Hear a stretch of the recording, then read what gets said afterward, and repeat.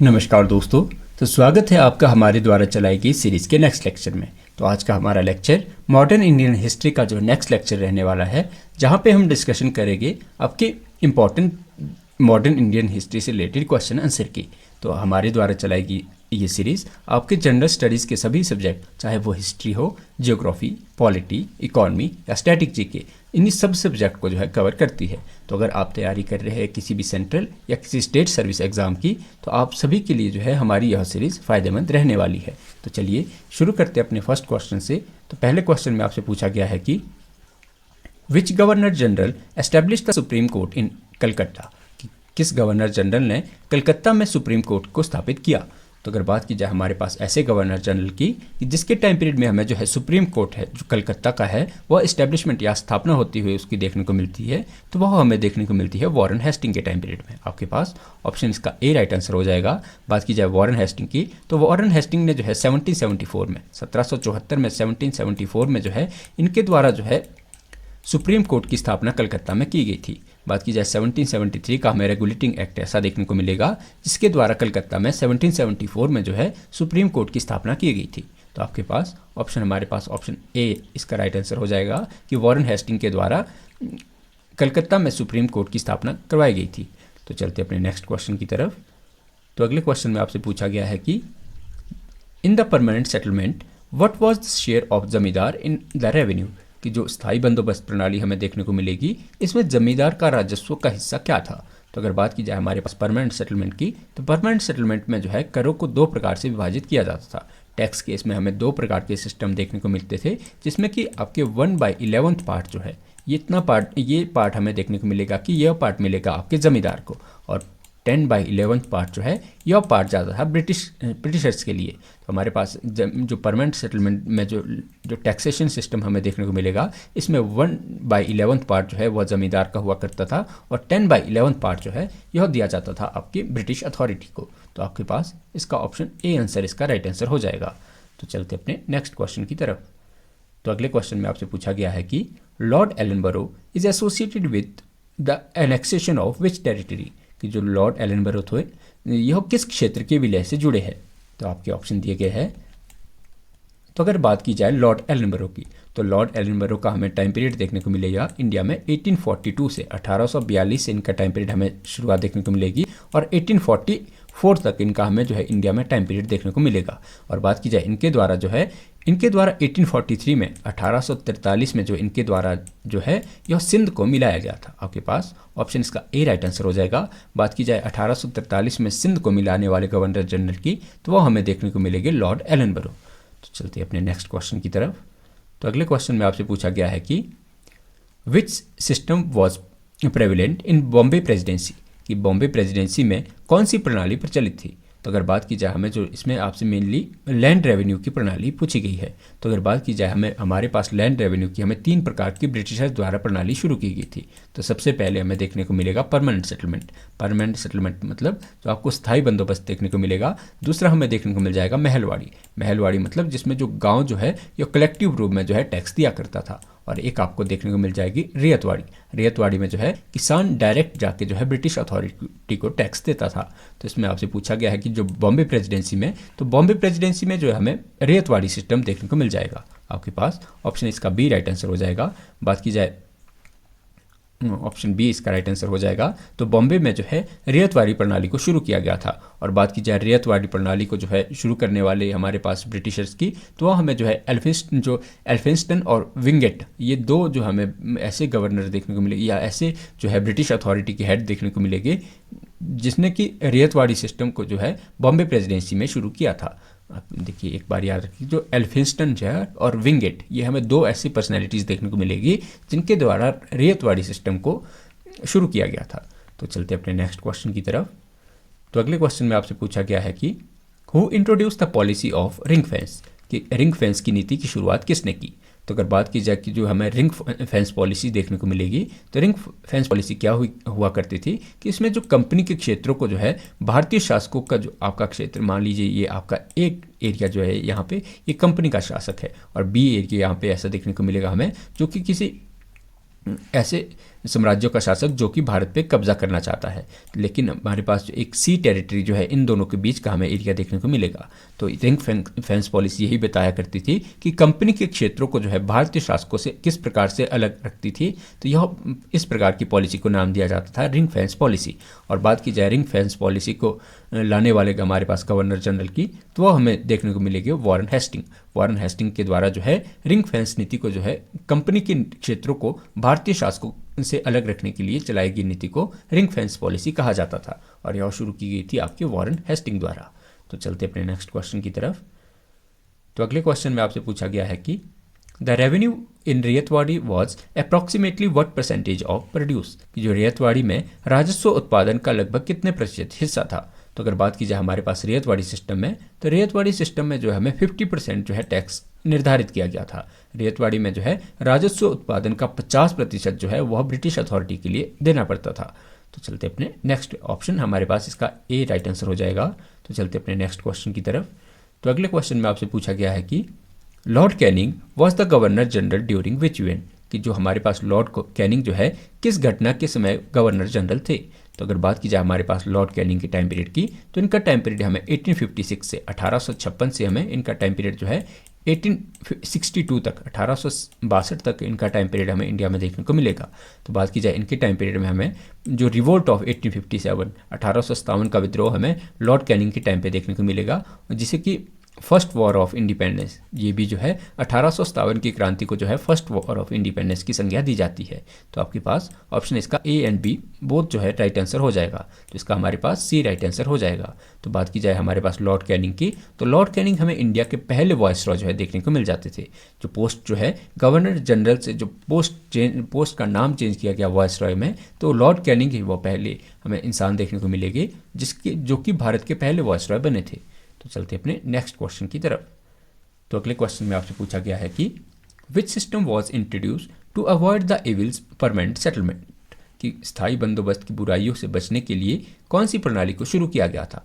तो अगर बात की जाए हमारे पास सबसे पहले शुरू किए जाने वाले लैंड सेटलमेंट की, तो वह हमें परमानेंट सेटलमेंट देखने को मिल जाएगा। तो परमानेंट सेटलमेंट के बाद जो है लैंड रेवेन्यू को जो है सही करने के लिए या इसके जो है इसकी बुराइयों को बचने के लिए जो है रैयतवाड़ी और महलवाड़ी सिस्टम को शुरू किया गया था। तो आपके पास इसका ऑप्शन जो है हमारे पास ऑप्शन ए एंड बी, इसका ऑप्शन जो है सी राइट आंसर हो जाएगा कि ए एंड बी महलवाड़ी और रैयतवाड़ी सिस्टम को जो है इंट्रोड्यूस करवाया गया था ताकि जो है परमानेंट सेटलमेंट की बुराइयों को जो है रोका जा सके। तो आपके पास ऑप्शन इसका सी राइट आंसर हो जाएगा। तो चलते अपने नेक्स्ट क्वेश्चन की तरफ। तो अगले क्वेश्चन में आपसे पूछा गया है कि लॉर्ड एमहर्स्ट फॉट विच वॉर, कि जो लॉर्ड एमहर्स्ट है किस युद्ध में भाग लिया। तो अगर बात की जाए लॉर्ड एमहर्स्ट द्वारा से जुड़े युद्ध की, तो वह सबसे पहले आपको याद रखना है कि जो लॉर्ड एमहर्स्ट का हमें टाइम पीरियड इंडिया में देखने को मिलेगा वो हमें देखने को मिलेगा 1823 से 1823 से इनका टाइम पीरियड हमें 1828 तक भारत में देखने को मिलेगा। 1828 तक जो है इनका टाइम पीरियड हमें इंडिया में देखने को मिल जाता है। और बात की जाए लॉर्ड एमहर्स्ट की टाइम पीरियड में, तो इनके टाइम पीरियड में जो हमें फर्स्ट एंग्लो बर्मीज वॉर, आपका जो पहला एंग्लो बर्मीज वॉर जो कि आपका 1824 से 26 के टाइम पीरियड में हुआ था, 1824 से 26 के टाइम पीरियड में हमें फर्स्ट एंग्लो जो है बर्मीज वॉर देखने को मिल जाएगा, जो कि आपके असम क्षेत्र के लिए लड़ा गया था। वो हमें लॉर्ड एलन एमहर्स्ट के टाइम पीरियड में देखने को मिलेगा। तो आपके पास ऑप्शन इसका ए राइट आंसर हो जाएगा। तो चलते अपने नेक्स्ट क्वेश्चन की तरफ। तो अगले क्वेश्चन में आपसे पूछा गया है कि in Mahalwari the unit of assessment was, कि जो महलवाड़ी में मूल्यांकन की इकाई क्या थी। तो अगर बात की जाए हमारे पास महलवाड़ी सिस्टम में, तो महलवाड़ी सिस्टम में जो है महल का अर्थ होता था आपके गांव का समूह। महल का अर्थ जो है इसमें गांव का समूह हुआ करता था। तो इसमें जो है राजस्व जो है पूरे गांव से जो है पूरे गांव को एक इकाई मानकर इसमें राजस्व का संग्रहण जो है किया जाता था। तो आपके पास ऑप्शन इसका बी राइट आंसर हो जाएगा, जिसके कि विलेज और महल यह जो है राजस्व की मूल्यांकन की इकाई हुआ करता था। तो आपके पास ऑप्शन इसका बी राइट आंसर हो जाएगा। तो चलते अपने नेक्स्ट क्वेश्चन की तरफ। तो अगले क्वेश्चन में आपसे पूछा गया है कि which governor general introduce English as the medium of instruction, कि किस गवर्नर जनरल ने जो है अंग्रेजी को शिक्षा का माध्यम बनाया।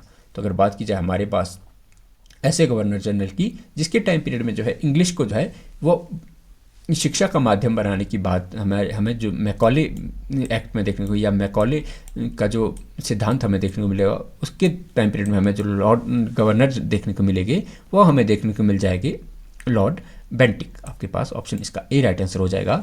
बात की जाए लॉर्ड जो बेंटिक, हमें विलियम बेंटिक जो देखने को मिलेगी, इनके टाइम पीरियड में हमें 1835 में 1835 में इनके टाइम पीरियड में हमें मैकॉले मिनट जो कि हमारे पास एजुकेशन से रिलेटेड हमें देखने को मिल जाएगा। तो इसमें बात की गई थी कि जो शिक्षा का माध्यम जो भारतीयों के लिए बनाया जाए वह जो है इंग्लिश को बनाया जाए, और जो पश्चिमी शिक्षा का जिसमें प्रसार करने की बात की गई थी। तो चलते अपने नेक्स्ट क्वेश्चन की तरफ। तो अगले क्वेश्चन में आपसे पूछा गया है कि the permanent settlement was critic for कि जो स्थायी बंदोबस्त की आलोचना किसके लिए की गई। तो अगर बात की जाए आपके पास हमारे पास जो परमानेंट सेटलमेंट हमें जो स्थायी बंदोबस्त देखने को मिलेगा, तो इसमें कुछ कमियां हमें देखने को मिलती थी, जिसमें कि आपके सबसे पहले तो आपके एब्सेंटी लैंडलॉर्ड की जो इसमें जो हमें कोई भी जमींदार की जो अनुपस्थिति हमें देखने को नहीं मिलती थी। और बात की जाए हाई रेवेन्यू रेट, तो यह परमानेंट सेटलमेंट की हमें कुछ बुराइयां देखने को मिलती थी। तो ऑप्शन आपके पास ऑप्शन इसका सी राइट आंसर हो जाएगा। बात की जाए यह जो है अनुपस्थित जमींदारी और उच्च दरों पर किसानों का शोषण परमानेंट सेटलमेंट द्वारा होता था। तो यह हमें जो है कुछ क्रिटिक जो है वो परमानेंट सेटलमेंट के देखने को मिल जाते हैं। तो चलते अपने नेक्स्ट क्वेश्चन की तरफ। तो अगले क्वेश्चन में आपसे पूछा गया है कि Lord Hardinge annexed which state कि जो लॉर्ड हार्डिंग ने किस राज्यों को मिलाया। तो अगर बात की जाए लॉर्ड हार्डिंग के टाइम पीरियड में हमें कौन सी ऐसी इंडियन टेरिटरी देखने को मिलेगी जो कि ब्रिटिश एम्पायर का हिस्सा बनी थी, तो वो हमें देखने को मिलती थी आपके पास Punjab after first Anglo Sikh war. बात की जाए लॉर्ड हार्डिंग की, तो लॉर्ड हार्डिंग का टाइम पीरियड हमें जो है 1844 से 1844 से इनका टाइम पीरियड हमें 1848 तक देखने को मिल जाता था। 1848 तक हमें इनका टाइम पीरियड देखने को मिल जाएगा। इसी समय हमें जो है फर्स्ट एंग्लो सिख वॉर जो कि 1845 से 46 के टाइम पीरियड के दौरान हमें देखने को मिलती थी। तो इसी लॉर्ड हार्डिंग के टाइम पीरियड में जो है पंजाब को जो है फर्स्ट एंग्लो सिख वॉर के दौरान जो है ये जो है पंजाब को मेनली जो है सेकंड एंग्लो सिख वॉर के दौरान मिलाया गया था, लेकिन फर्स्ट एंग्लो सिख वॉर जो है हमें लॉर्ड हार्डिंग के टाइम पीरियड में देखने को मिल गई थी। तो चलते अपने, तो आपके पास ऑप्शन इसका ए राइट आंसर हो जाएगा। तो चलते अपने नेक्स्ट क्वेश्चन की तरफ। तो अगले क्वेश्चन में आपसे पूछा गया है कि Ryotwari system was which extended to which area by Alexander Reed कि जो रैयतवाड़ी प्रणाली को अलेक्जेंडर रीड ने किस क्षेत्र तक बढ़ाया। तो अगर बात की जाए हमारे पास रैयतवाड़ी सिस्टम की, तो रैयतवाड़ी सिस्टम जो है इसे शुरू किया गया था आपके अलेक्जेंडर रीड द्वारा। अलेक्जेंडर रीड द्वारा रैयतवाड़ी सिस्टम को शुरू किया गया था, जिसका टाइम पीरियड जो है जिसे कि बाद में एक्सटेंड किया गया था लॉर्ड मुनरो के टाइम पीरियड में। बात की जाए इसको लाने वाले पर्सन की, तो अलेक्जेंडर रीड जो है यह हमें रैयतवाड़ी सिस्टम को इंट्रोड्यूस करने वाले भारत में पर्सन मिल जाएंगे। बात की जाए मुनरो की, तो मुनरो ने जो है इसका एक्सपेंड किया था, और मुनरो ने जो है इसका एक्सपेंड किया था वह किया था 12 महल क्षेत्र में। आपके पास ऑप्शन इसका ए राइट आंसर हो जाएगा। 12 महल एरिया में जो है इसका एक्सटेंड करने वाले हमें गवर्नर देखने को मिल जाएंगे मुनरो। तो चलते अपने नेक्स्ट क्वेश्चन की तरफ। तो अगले क्वेश्चन में आपसे पूछा गया है कि which governor general establish the public work department कि किस गवर्नर जनरल ने जो है पब्लिक वर्क डिपार्टमेंट जिसे कि PWD कहा जाता है, इसकी स्थापना जो है कौन से गवर्नर जनरल द्वारा की गई थी। तो अगर बात की जाए PWD जो है आपके पास PWD एस्टेब्लिशमेंट करने वाले डिपार्टमेंट एस्टेब्लिश करने वाले गवर्नर की, तो वह हमें देखने को मिल जाते हैं लॉर्ड डलहौजी। आपके पास ऑप्शन का ए राइट आंसर हो जाएगा। बात की जाए लॉर्ड डलहौजी ने जो है PWD के साथ साथ जो है आपके पास जो रेलवे लाइन जो हमें वह भी लॉर्ड डलहौजी के टाइम पीरियड में देखने को मिलेगी। तो पब्लिक वर्क डिपार्टमेंट जो है यह शुरू किया गया था लॉर्ड डलहौजी द्वारा। आपके पास ऑप्शन इसका ए राइट आंसर हो जाएगा। तो चलते अपने नेक्स्ट क्वेश्चन की तरफ। तो अगले क्वेश्चन में आपसे पूछा गया है कि the Mahalwari system covered approximately what percentage of British India कि जो महलवाड़ी प्रणाली ब्रिटिश भारत के कितने प्रतिशत हिस्से को जो है कवर करती थी। तो अगर बात की जाए महलवाड़ी सिस्टम की, तो महलवाड़ी सिस्टम जो है भारत के लगभग 19% हिस्से में जो है महलवाड़ी सिस्टम चलाया गया था। महलवाड़ी सिस्टम मेनली हमें जो है भारत के उत्तर पश्चिमी प्रांतों में देखने को मिल जाएगा, जो कि लगभग जो है 19% एरिया भारत का कवर करता था। आपके पास ऑप्शन इसका ए राइट आंसर हो जाएगा। तो चलते अपने नेक्स्ट क्वेश्चन की तरफ। तो अगले क्वेश्चन में आपसे पूछा गया है कि Lord Metcalfe is known as the liberator of press for. देखिए आपके पास ये शायद क्वेश्चन थोड़ा गलत हो गया है। देखिए सबसे पहले आपको याद रखना है कि जो लिबरेटर ऑफ प्रेस जो है इंडिया में भारत में जो है प्रेस का मुक्तिदाता के रूप में माने जाते हैं लॉर्ड मेटकॉफ। लॉर्ड मेटकॉफ के टाइम पीरियड की बात की जाए तो इनका टाइम पीरियड हमें इंडिया में जो है 1835 से 1835 से 1836 के टाइम पीरियड में हमें लॉर्ड मेटकॉफ जो है भारत में देखने को मिल जाते थे। और इनके द्वारा जो है प्रेस से जो है प्रतिबंध को हटाया गया था, जो कि हमें अभिव्यक्ति की स्वतंत्रता के लिए जो मेटकॉफ द्वारा एक महत्वपूर्ण कदम माना जाता है। तो बात की जाए लिबरेटर ऑफ प्रेस के फादर की, तो वह हमें जो है लॉर्ड मेटकॉफ देखने को मिल जाएगी। तो आपके पास ऑप्शन इसका ए राइट आंसर हो जाएगा, क्योंकि इन्होंने जो है अबॉलिश किया था, जो कि प्रेस सेंसरशिप को इन्होंने अबॉलिश किया था। तो चलते अपने नेक्स्ट क्वेश्चन की तरफ। तो अगले क्वेश्चन में आपसे पूछा गया है कि which system led the frequent land survey, कि किस प्रणाली से बार बार भूमि सर्वेक्षण हुए।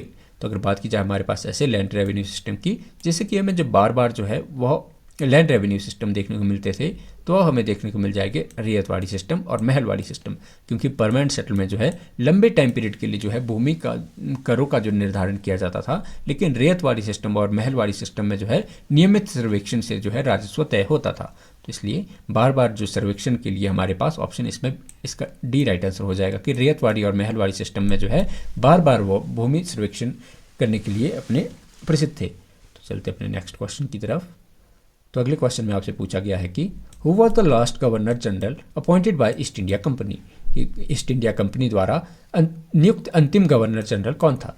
तो अगर बात की जाए लास्ट गवर्नर जनरल हमें इंडिया के, तो वह देखने को मिलते हैं लॉर्ड कैनिंग। लॉर्ड कैनिंग हमें भारत के लास्ट गवर्नर जनरल देखने को मिलेंगे, और फर्स्ट जो है वॉइसरॉय देखने को मिलेंगे। मतलब इन्हीं का जो है पोस्ट का जब नाम चेंज किया गया, तो लॉर्ड कैनिंग जो है 1858 में जो है भारत के लास्ट गवर्नर जनरल के नाम से पोस्ट से हम जानते हैं, और 1858 में जो है लॉर्ड कैनिंग ही भारत के पहले वॉइसरॉय बने थे। तो आपके पास ऑप्शन इसका ए राइट आंसर हो जाएगा। तो चलते अपने नेक्स्ट क्वेश्चन की तरफ। तो अगले क्वेश्चन में आपसे पूछा गया है कि the permanent settlement was influenced by which economic theory, कि जो स्थायी बंदोबस्त किस आर्थिक सिद्धांत से प्रभावित था।